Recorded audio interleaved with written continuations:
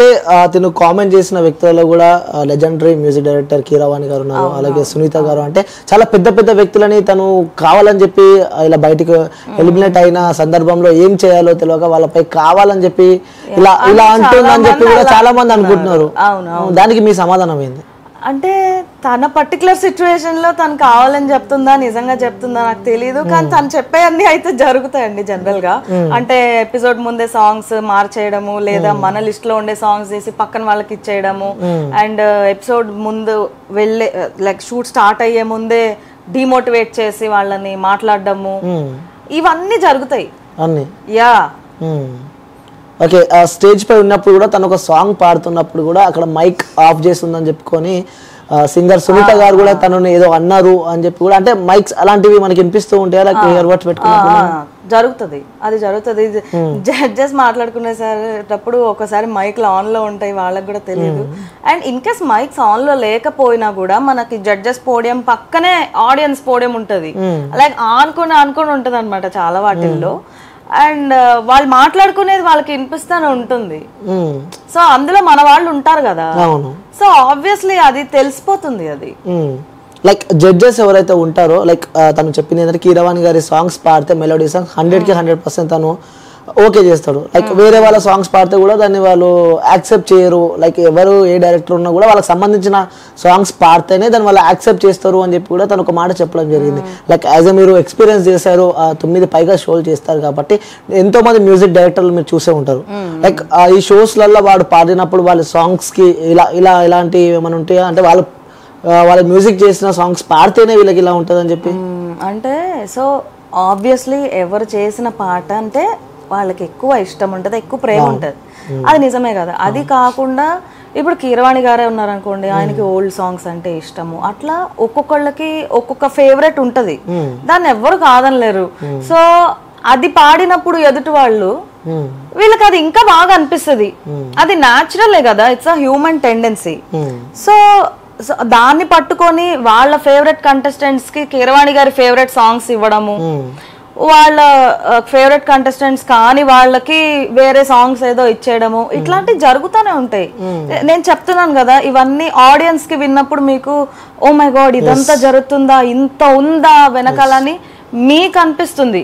But చాలా reality shows పాడిన ఒక దానిగా, అండ్ ఇంకా చాలా మంది ఈ షోస్ లో ఎవరైతే పాడున్నారో ఇలాంటి ఎక్స్పీరియన్సెస్ చాలా మందికి జరిగి ఉంటాయి. బట్ ఏమన్నా అవుతుందేమో చెప్తే, ఏమన్నా అవుతుందేమో మాట్లాడితే అనే ఒక రీజన్ కే ఎవరు మాట్లాడరు. ఏదో జరుగుతుందేమో అని చెప్పి కూడా ఎవరు మాట్లాడరు అని చెప్పి చెప్తున్నారు. సో ఇంకోటి తను చెప్పింది ఏంటంటే, ఎవరైనా లైక్ ఈవెంట్స్ కానీ ఇంకో సందర్భాలలో కూడా వాళ్ళు ఆ సింగింగ్ సాంగ్స్ పాడే వ్యక్తులు అసలు సింగర్లే కాదు వాళ్ళు అని కీరవాణి గారు అన్నారు. అప్పుడు నేను చాలా బాధపడ్డా అని చెప్పి కూడా ఈ అమ్మాయి చెప్పడం జరిగింది. లైక్ అంటే ఈవెంట్స్ లలో పాడితే అసలు వాళ్ళు సింగరే కాదని చెప్పి కూడా, అంటే అలా మ్యారేజెస్ అని సో యాక్చువల్ గా అందులోనే ఉండే వేరే కంటెస్టెంట్స్ ని నేను కనుక్కున్నాను అనమాట, ఇట్లా ఏమైనా ఈ టాపిక్ జరిగింది అసలు దీని గురించి జనరల్ గా అడిగితే వాళ్ళు చెప్పింది ఏంటంటే, మొత్తం కాదు తను చెప్పిన దాంట్లో కొన్ని నిజాలు ఉన్నాయి, కొన్ని లేవు కూడా అన్నట్టు చెప్పారు పక్క కంటెస్టెంట్స్. అండ్ ఈ పర్టికులర్ ఇష్యూలో కీరవాణి గారు అన్నారంట, ఆయన ఒక మ్యారేజ్ ఈవెంట్ లో ఆయన స్టార్టింగ్ ఆఫ్ ద కెరీర్ లో ఆయన పాడినప్పుడు ఆయనకి కొంచెం లోగా అనిపించిందంట. అంటే ఇప్పుడు మ్యారేజెస్ అంటే అక్కడ ఎవరు పట్టించుకోరు కదా, ఎవరి పనిలో వాళ్ళు ఉంటారు కదా. సో ఆయనకు అనిపించిందంట, నాకు వచ్చిన కళని నేను అవమానిస్తున్నానా, ఇట్లా నేను పాడుతుంటే కనీసం ఎవరు కూడా వినట్లేదు అని చెప్పేసి అప్పటి నుంచి ఆయన అట్లాంటి షోస్ కి వెళ్ళలేదంట. సో అది ఆయన సొంత ఎక్స్పీరియన్స్ ఆయన చెప్పారు అని చెప్పి ఆ పాడతా తీగాలో ఉన్న వేరే కంటెస్టెంట్స్ నాతోటి అన్నారనమాట. Okay, yeah. సో అంటే ఈ ఎంటైర్ ఇష్యూకి యావత్ సమాజం లైక్ చూసే తెలుగు ప్రేక్షకులు కూడా షాక్ అయిపోయారు. లైక్ ఎందుకంటే మనకి ఇంత ముందుకు చెప్పినట్టు తెరపైకి ఎలా ఉంటే తెర వెనకాల ఎలా ఉంటుంది, లైక్ ఆ లోపల ఉండే ఆ కష్టాలు కానీ, సో ఇలాంటి ఇబ్బందులు కానీ బయటికి మీరు చెప్పే వరకు, ఎందుకంటే మీరు అందులో ఉంటారు కాబట్టి అది మీకే తెలుసు అందులో ఏం జరిగి ఉంటుంది. ఈ అమ్మాయి బాడీ షేమింగ్ అంటూ ఏదో మాట్లాడింది, దాని గురించి మీరేమంటారు? అంటే అది పర్సనల్ గా లైక్ కాస్ట్యూమర్ ఎవరైతే ఉన్నారో మేబీ ఆ పర్సన్ ఏమన్నా తనకి అట్లా ఇన్సల్టింగ్ గా మాట్లాడుండొచ్చు. It's a very very bad thing.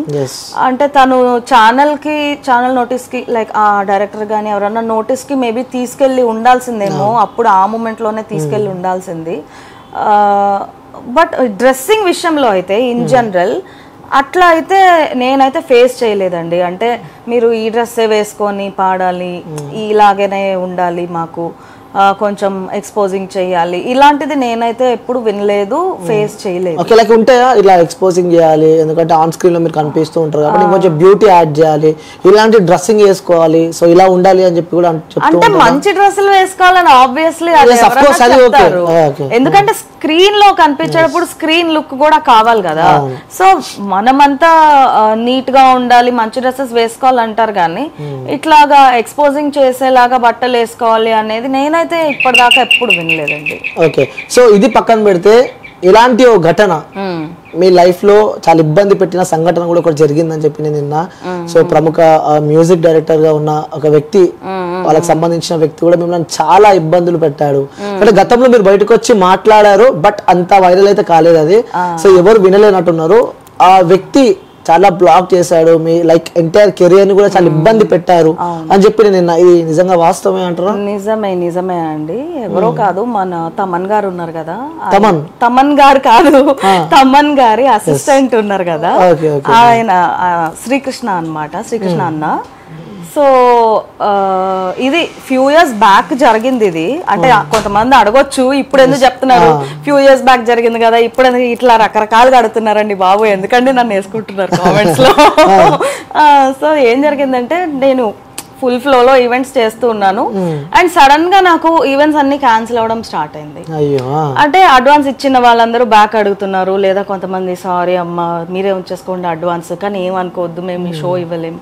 ఇలా ఒక 4 shows వరుసగా 5 days లో 4 shows క్యాన్సిల్ అయిన తర్వాత 5th person ఇట్లా ఫోన్ చేసినప్పుడు మేము అడిగామన్నమాట, ఏంటి ఏమైంది మాకు అర్థం కావట్లేదు, 4 days నుంచి ఇట్లానే జరుగుతుంది, మాకు ఎవరన్నా పోనీ హింట్ అన్నా ఇవ్వండి, ఏమైందో మా సైడ్ నుంచి ఏమైనా మిస్టేక్ అయిందా మీరు చెప్పండి, మేము ఎవరికి చెప్పము మీరు చెప్పండి. అంటే ఆ ఈవెంట్ మేనేజర్ చెప్పింది ఏంటంటే, ఇట్లా శ్రీకృష్ణ గారు ఉన్నారు కదండి, ఆయన చెప్తున్నారు, మాకు చెప్పారు నేహాకి గనక మీరు షోస్ ఇచ్చారంటే నేను అండ్ మా టీమ్ ఎవరైతే ఉన్నామో మేము ఎవరము మీకు రాము, మీకు తను కావాలో మేము కావాలో తేల్చుకోండి మీరు అని చెప్పేసి అన్నారండి. మరి మీ అమ్మాయి పర్ఫార్మర్ మంచి పర్ఫార్మరే, మేమేం కాదంటలేదు, కానీ మీ అమ్మాయి ఒక్క అమ్మాయి కోసం మేము వాళ్ళందరినీ వదులుకోలేము కదా, ఎందుకంటే వాళ్ళు చెయ్యము అంటే మా లైఫ్లు కూడా రిస్క్ లో పడిపోతాయి, మాకు ఇదంతా అవ్వదు కదా, సో మీరు ఇది మళ్ళీ ఆయన అడగండి, ఎందుకంటే అడిగితే కూడా మళ్ళీ మాకు ప్రాబ్లం అవుతుంది, మా లైఫ్ మీద మీరు దెబ్బ కొట్టిన వాళ్ళు అవుతారు, ప్లీజ్ అండి అని రిక్వెస్ట్ చేశారు.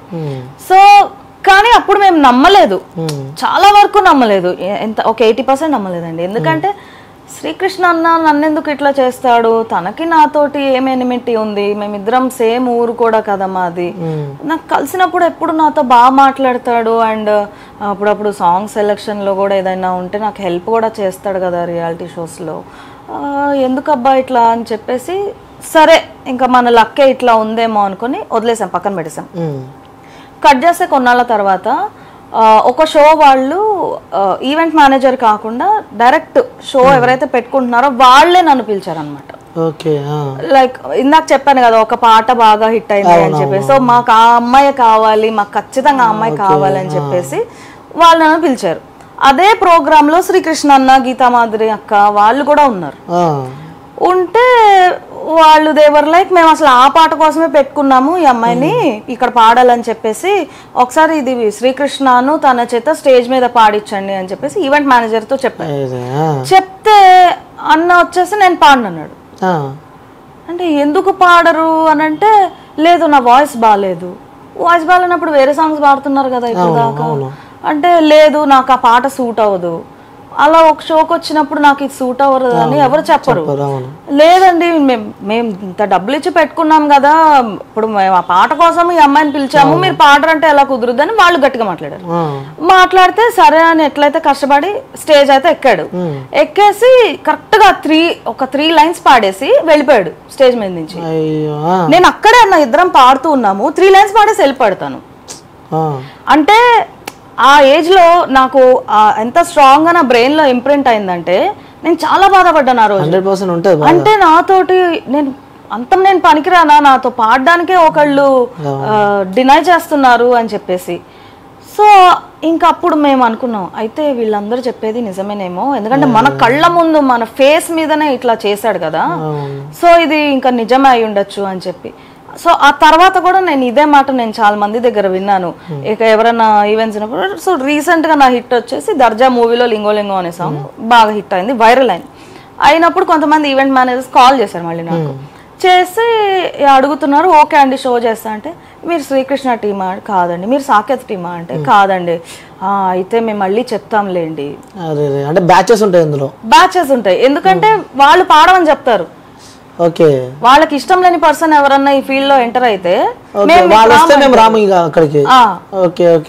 అని అంటారు. మళ్ళీ ఫ్యూ ఇయర్స్ బ్యాక్ కూడా ఇదే జరిగింది నాకు, మళ్ళీ ఈ వ్యక్తితోనే. తెలీదు, ఇప్పటికి స్టిల్ తెలీదు, ఇప్పటికి తెలీదు, అసలు ఏం లేదు, అసలు గొడవే లేదు. తనకి నాకేం గొడవలు ఉంటాయి? అన్న పెద్దోడు, నేను చిన్నదాన్ని, తనకి నాకేం గొడవలు ఉంటాయి? మరి తెలీదు, ఇప్పటిదా తెలీదు. ఓకే, ఎప్పుడైనా కలవడం జరిగిందా? ఆ తర్వాత ఇంకెప్పుడు కలవలా నేను. ఆ రోజు స్టేజ్ మీద ఎప్పుడైతే నా ఫేస్ మీద నేను పాడను అని చెప్పేసి వెళ్ళిపోయాడో, ఆ తర్వాత ఇంకెప్పుడు నేను తనని కాంటాక్ట్ చేయడం కానీ తనతో మాట్లాడడం కానీ నేను ఇంకెప్పుడు చేయలేదు. ఓకే, సో ఈ ఇష్యూ పక్కన పెడితే, ఈ ప్రవస్తి అనే అమ్మాయి బయటికి వచ్చిన తర్వాత మీతో కాల్ మాట్లాడడం కానీ ఇలాంటివి ఏమైనా జరిగాయి? అసలు ఏం జరిగిందని చెప్పి అనుకున్నారా అసలు? నేను ఈ మధ్యనే మాట్లాడాను, ఇష్యూ అంతా జరుగుతుంటే అసలు ఏంటి ఏమైంది అని చెప్పి నేను కాల్ చేశాను, మాట్లాడాను. సో మనకి టీవీలో ఏదైతే చెప్తుందో నాకు కూడా అదే చెప్పింది, ఇట్లా ఇట్లా అయింది, నేను చాలా బాధపడ్డాను. ముందు పాడతా తీగలో కూడా నేను పాడాను కదా, నేను అప్పుడు ఎప్పుడు ఇట్లా కంప్లైంట్ చేయలేదు కదా, అందరూ నన్ను ఎందుకు చెప్తున్నావు అని అంటున్నారు, కానీ నేను ఎంత బాధపడితే నేను చెప్పాను అనేది ఎవరు ఆలోచించట్లేదు. ఇదే ఛానల్లో ఇదే షోలో నేను ముందు పాడాను కదా, అప్పుడు నేను కంప్లైంట్ చేయలేదు. ఇప్పుడు నాకు కష్టమైంది కాబట్టి నేను సఫర్ అయ్యాను, నేను డిప్రెషన్లో అనిపిస్తుంది కాబట్టి నేను మాట్లాడుతున్నాను అని చెప్పేసి అన్నదన్నమాట. డ్రెస్సెస్ గురించి కూడా నేను అడిగాను, డ్రెస్సెస్ గురించి ఇట్లా జరగదు కదా, ఇట్లా నీకు బ్యాడ్ ఎక్స్పీరియన్స్ అయిందా అంటే, అవును నాకు అయ్యింది. లైక్ చిన్న సైజ్ ఏంటి లంగాలు ఏదో కుట్టారు, ఏదో చెప్పింది, కుట్టేసి అది కిందకి వేసుకోమని నన్ను బాగా ఫోర్స్ చేశారు. సో ఇప్పుడు ఒక అమ్మాయి అట్లా చెప్తుందండి, మనం దానికి ప్రూఫ్ మనం ఎక్కడి నుంచి తేవాలి? అది నిజమా అబద్ధమా అని అంటే అది ఎవరికి కూడా ఎలా తెలుసు చెప్పండి? ఇప్పుడు నన్ను కూడా అంటారు, ఇప్పుడు నువ్వు మాట్లాడుతున్న అసలు నిజం ఏంటి అని నన్ను కూడా కింద కామెంట్లు వేసుకున్నారు కొంతమంది. ఇప్పుడు నేను ప్రూఫ్ ఎక్కడి నుంచి తేవాలి? జరిగింది మీరు చూసారు, లైక్ మీరు అనుభవించారు కాబట్టి బయటకు వచ్చి మాట్లాడుతారు. లైక్ ప్రవస్తి గారు మీకు ఏమైనా చుట్టాలు అవుతారా? లేదు, బెస్ట్ ఫ్రెండా? ఏమీ కాదు, ఏమీ కాదు. ఓకే, సో అంటే లైక్ ఈ ఇష్యూలో జరుగుతుంది కాబట్టి బయటకు వచ్చి ఏం జరిగిందో జనాలకు చెప్పే ప్రయత్నం అయితే మీరు చేస్తున్నారు అంతే. అంటే ఒక పర్టికులర్ ఛానల్ వాళ్ళు నన్ను అడిగారు, ఇట్లాంటి ఏమన్నా జరుగుతాయా షోస్ లో అంటే, జరుగుతాయి. అంటే నాకు జరిగిన సొంత ఎక్స్పీరియన్సెస్ అన్ని నేను షేర్ చేస్తున్నా. ఓకే, సో ఇప్పుడు ప్రవస్తి చెప్పేది కూడా ఏంటి అంటే, ఈ పర్టికులర్ షోలో తనకి ఇంకేమి లాభం రాదు. ఇప్పుడు ఇదంతా తను చెప్పడం వల్ల తనకి ఈ షోలో ఇంకేం న్యాయం జరగదు కదా. తనకు ఒకవేళ అన్యాయం జరిగినా కూడా ఇంకే ఎలిమినేట్ అయిపోయింది. ఎలిమినేట్ అయిపోయిన తర్వాత కూడా వాళ్ళు ఏదో పార్టీ చేసుకున్నారని చెప్పి నేను విన్నాను. మరి అవునా? కొంతమంది అంటూ ఉన్నారు, సోషల్ మీడియాలో వైరల్ అవుతుంది. మరి అది వినలేదండి, నేను తెలియదు నాకు. ఓకే, మేబీ అంటే ఇప్పుడు తిను చెప్తుంది, వాళ్ళు ఇంకో కౌంటర్ వీడియో, తిని ఇంకో కౌంటర్ వీడియో, ఎట్లా ఎట్లా ఎట్లనే జరుగుతుంది. మేబీ ఫేస్ టు ఫేస్ వస్తే వాళ్ళు ఏమన్నా సాల్వ్ అవుతుందేమో. అండ్ తిను వచ్చి చెప్పేది రైటా రాంగా అని అంటున్నారు కొంతమంది. రైటా రాంగా అంటే దానికి ఒక పర్టికులర్ ఆన్సర్ ఏమి ఉండదు కదా. బట్ మేబీ ఇంత గొడవ చేస్తున్నారు, ఇట్లా మనకి ఎందుకు వచ్చిందిలే అని చెప్పి ఫ్యూచర్ లో జరిగే రియాలిటీ షోస్ లో ఇట్లాంటి ఇష్యూస్ కాకుండా మేబీ కొంచెం జాగ్రత్త పడితే పడొచ్చు కదా. ఆ విధంగా అంటే ఈ తను బయట పెట్టడం వల్ల తనకి యూజ్ జరగకపోవచ్చు, బట్ వేరే వాళ్ళకి యూజ్ జరిగితే జరగదు. మీరు బయటకు వచ్చారు, సో మాట్లాడుతూ ఉన్నారు. నెక్స్ట్ మీపై కూడా ఏమన్నా మీ కెరియర్ కి కానీ ఇబ్బంది పడే అవకాశాలు ఉంటాయని చెప్పి ఎప్పుడు ఆలోచించలేదా? ఇప్పుడు చెప్పాను కదా నా కెరీర్ ఎంత ఇబ్బంది పెట్టారు. ఇప్పుడు గ్రూపిజం అనేది ఇండస్ట్రీలో ఫుల్ గా ఉంది. ఇక్కడ ఫిల్మ్ ఇండస్ట్రీలో టీవీ వైపే కాదు సినిమాల వైపు గ్రూపిజం అనేది ఫుల్గా ఉంది. సో పెద్ద మ్యూజిక్ డైరెక్టర్స్ దగ్గర అందరూ వీళ్ళే ఉన్నారు, ఈ సో కాల్డ్ సింగర్స్ అసిస్టెంట్స్గా ఉన్నారు అనమాట. సో ఇంకా ఏం డ్యామేజ్ జరుగుతుంది అంటారు అని. ఇంకోటి ఇందులో కూడా కమిట్మెంట్స్ లాంటివి ఏమైనా ఉంటాయి అంటారు? ఉంటాయి. అంటే మీరు ఎప్పుడన్నా మీతో మీ కొలీగ్స్ కానీ ఫ్రెండ్స్ నాతో అట్లా తప్పుగా మాట్లాడడం అయితే జరగలేదండి ఇప్పటిదాకా. బట్ ఇలా జరిగింది, వీళ్ళతో అలా జరిగింది విన్నాను, నేను కూడా చాలా విన్నాను. బట్ నేను స్ట్రాంగ్ గా ఏం బిలీవ్ చేస్తానంటే మనం ఉండే దాన్ని బట్టి, మనం బిహేవ్ చేసే దాన్ని బట్టి కూడా డెఫినెట్ గా ఎదుటి వాళ్ళ చూపు ఉంటది అండ్ వాళ్ళ మాట కూడా ఉంటది. నేనైతే స్ట్రాంగ్ గా దాంట్లో బిలీవ్ చేస్తాను. సో నాకు ఇట్లాంటి ఎక్స్పీరియన్సెస్ అయితే అసలు అవ్వలేదు. అవకాశాలు ఇస్తాము, పైకి తీసుకొస్తాము, పెద్ద మ్యూజిక్ డైరెక్టర్ కూడా మేము లైక్ సింగింగ్ ఒక పార్ట్ ఇస్తాము. జరుగుతుంటాయండి, ఎందుకు జరగవు? ప్రతి దగ్గర జరుగుతాయి కదా, ఎక్కడ జరగవు? సాఫ్ట్వేర్ కంపెనీస్ లో లేవా, లేకపోతే డాక్టర్స్ దగ్గర లేవా? ఇప్పుడు అసలు అంతా ఇప్పుడు ఎవరు పట్టించుకోవట్లేదు కూడా. సో జరుగుతున్నాయి. ఓకే, సో చివరిగా చూసే వ్యూవర్స్కి ప్రజలకు ఏం చెప్తారు మీరు? లైక్ ఎందుకంటే ఇలాంటి ఇష్యూస్ బయటకు వచ్చినప్పుడు జనాలు భయపడుతూ ఉంటారు. లైక్ ఎవరైనా ఆ సింగర్ కావాలని చెప్పి అవకాశాలు ఉన్నా, సో అప్కమింగ్ ఇప్పుడు వచ్చే 18+ వాళ్ళు కానీ ఆ సింగర్ని చేద్దాము నా కొడుకుని కూతురు అని చెప్పి ఎన్నో కళలు కన్న వాళ్ళు కూడా ఇలాంటి ఆరోపణలు బయటకు వస్తే వాళ్ళు భయపడుతూ ఉంటారు. లైక్ నా కూతురికి. సో ఎగ్జాక్ట్లీ ఇప్పుడు మీరు కరెక్ట్ గా చెప్పారు. నన్ను కింద కామెంట్స్ లో కొంతమంది తిట్టేస్తున్నారు, ఎందుకు ఇట్లా భయపెట్టేస్తున్నారు, ఇంకా ఎవరు రాకూడదా ఇండస్ట్రీకి, ఇంకా రాకూడదు అన్నట్టు చెప్పేస్తున్నారు అని. No, I'm only giving a reality check about reality shows. అన్నిటికీ ప్రిపేర్ అయ్యండి, అది నేను చెప్పేది. ఎగ్జాక్ట్లీ ఇప్పుడు మీరు క్యాచ్ చేశారు కరెక్ట్ గా. ఏంటి అంటే చాలా స్మూత్ గా ఉంటది అనుకొని రావద్దు, ఎందుకంటే బాధపడతారు. అండ్ నేను చెప్పేది ఏంటంటే మీరు రావద్దు, ఇంట్లో ఆగిపోండి, ఇక్కడ వేస్ట్, ఇక్కడ ఏం జరగదు, అది కాదు నేను చెప్పేది. ఏంటంటే ఇండస్ట్రీలో పైకి రావాలంటే అది అందరి వలన అయ్యేది కాదు, దానికి ఒక టైం అనేది ఉంటది. నేను ఇప్పుడు వచ్చి రేపు సక్సెస్ అయిపోవాలి అని అనుకుంటే కుదరదు. దానికి ఒక లాంగ్ ప్రాసెస్ ఉంటది, దానికి మనం మెంటలీ మనం ప్రిపేర్ అయి రావాలి.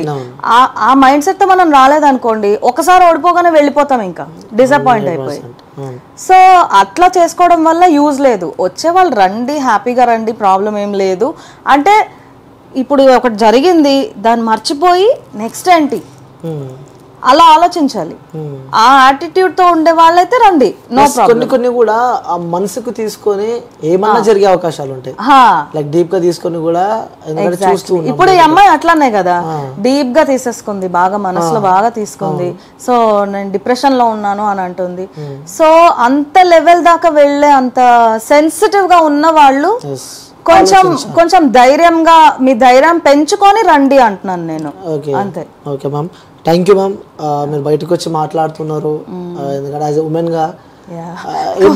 ఒక కామెంట్ చూస్తే నాకు నవ్వు వచ్చింది, ఈమె బాగా పాడుతుంది కదా, ఈమె కావాలని ఇప్పుడు టీఆర్పీ కోసం చెప్తుంది, ఈమెకి గాడ్ ఫాదర్ ఉన్నారు ఇండస్ట్రీలో.